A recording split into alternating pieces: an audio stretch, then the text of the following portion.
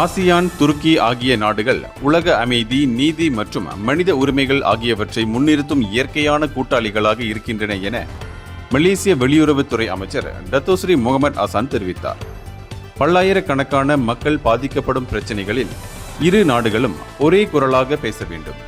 காசாவில் இஸ்ரேல் மேற்கொள்ளும் தாக்குதலுக்கு கடுமையான நடவடிக்கை தேவை. இதை அப்படியே விட்டால் அது மற்ற நாடுகளுக்கும் ஆபத்தாக மாறும் என அவர் கூறினார். 2017 துவங்கிய ஆசியான் துருக்கி உறவுகள் தற்போது பாதுகாப்பு, பொருளாதாரம், கல்வி, பேரழிவு மேலாண்மை, டிஜிட்டல் வளர்ச்சி உள்ளிட்ட துறைகளில் விரிவடைந்துள்ளன.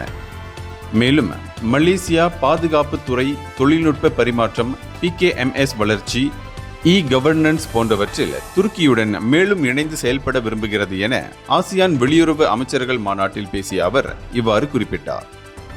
இது மக்கள் இடையேயான உறவுகளை வலுப்படுத்தி நீண்டகால நலன்களை உருவாக்கும் எனவும் அமைச்சர் நம்பிக்கை தெரிவித்தார். இந்தியர்களின் இதய குரல் மக்களோசை.